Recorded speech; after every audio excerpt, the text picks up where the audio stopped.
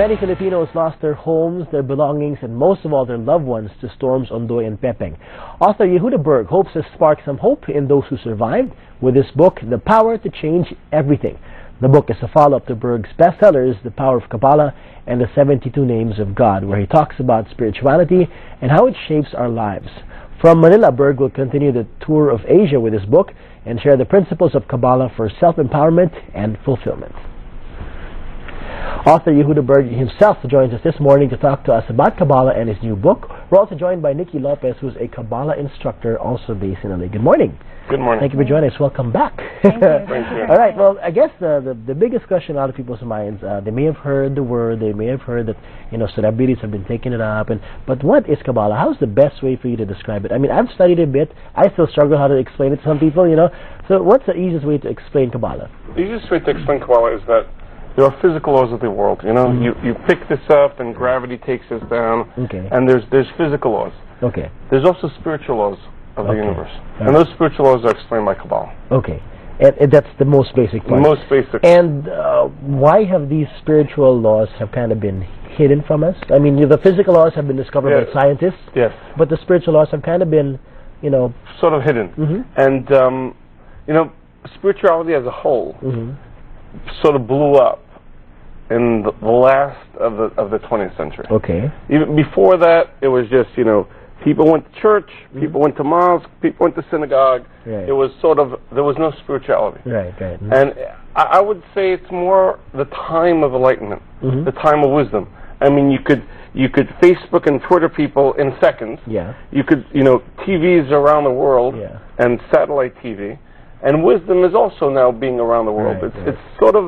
It's hand in hand with the advances of technology. All right, before we dig in deeper to this, Nikki, I want to ask you, how did you get into Kabbalah? Actually, I know the story. I know you before, but I don't know the story, how you got into it. What attracted you to it, and how did you understand it initially, and what made you want to get more? It was very interesting. I was living in New York at the time, and the Kabbalah Center hosts free introductory lectures. Okay. So I heard about one, and I thought, okay, I'll go, I've heard about Kabbalah, I want to see what it's about. And I went there, and it was so interesting that I decided to explore it further, taking more lectures, going to classes, until it was something that resonated so deeply within that... You did it full time. Yeah. Because I know you used to work. You used to have a regular day job. Right. And now, where are you now? You're based in LA? Now I'm based in LA. I teach Kabbalah, and it's amazing. It's amazing to be able to bring this wisdom to so many people, which is what the essence of the Kabbalah Center is. All right. Now, I'm sure you've been asked this before, but I want to ask this because it's in the minds of some of our viewers for sure. How do you respond to critics who are hesitant to join and study because they say, oh, people have said it's a cult, people have said it's a religion. How do you address those? So, I could sit here and explain to people why you should and that it's not. What I usually often tell people is, listen, either read a book, do something, and judge for yourself. Okay. Because unfortunately, there's many good things that people judge for, and there's certain things that are bad things that people judge. And at the end of the day, we shouldn't rely on other people's perspective in deciding. We should decide for ourselves. Right. So that's a plain and simple. And if someone feels it's not for them, great. Right. I just want to. I'm here to give people an opportunity that if it is for them, they could go and study. Right. With regards to religion, people have said, is it a religion? Is it this and that? But from what I understand how other people have said and experienced it, it actually enhances religion? Enhances religion. And 90% of the people that study in Kabbalah throughout the world, 90% of the people on my mailing list are Christians. Okay. And if anything, it increases their connection to God, connection to Jesus as their Savior, and connection to, when they go to church, actually understand what they're doing and how they pray and the meaning to everything that they do. And so yes, I see people becoming better Christians, better, more connected to their religion. And you see this open to any religion? I've yet to find the person to tell me after a conversation that it's closed, that it doesn't fit their religion. All right.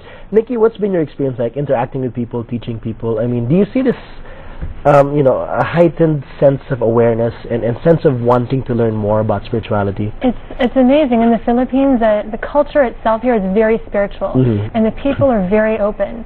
So they've been able to embrace this with an open mind and an open heart and the sincere desire to learn and change. Did you have any concerns initially of bringing Kabbalah to the Philippines, and then you're saying, oh, but a lot of people are very, very uber-religious Catholics, and there's some born-agains. Did you have concerns about that and hoping to break through and having them open-minded? Well, Kabbalah is prevalent even in many Catholic countries. Right. So there are people who come in with those concerns, but once they test it out and they start to delve into the principles, they see that it doesn't conflict with anything that they already do, so they're able to embrace it. All right, now you have this new book, and it's titled really powerfully, The Power to Change Everything. I mean, you've had other books, The Power of Kabbalah, the 72 Names of God, but this one really, this is going to jump at you. If you see it in a book, sort of like, The Power to Change Everything. It's pretty much a very bold statement. Yes. How did you come to decide to title the book this way and really be straightforward and tell the person who's looking at it, pick me up, because this can really give you the power to change everything? Well, I started having the idea to write a new book, and then there was an election in the United States when Barack Obama, and people started talking about change, and it was something that people actually want to be part of. Right. In the past, people were afraid of change. You know, I don't want to change the world around me, everything. Even though it may not be perfect, I don't know I'm afraid of the unknown. And so the people embrace change. But unfortunately, as we learn here, you know, change is not something you could vote for. Change is not something that's outside. Change is something internal. Once we get to a place where we understand that we have the power, no matter if I'm just a worker and I have a little circle of influence, or I'm a big person with a big circle of influence, I have the power to change the movie I'm living and everything around me. So it's really a change of consciousness that will lend to our changing ourselves and then being part of the change that happens in the world. Now, when there are people who come into an introductory lecture, do you right away explain that the basics of Kabbalah is based on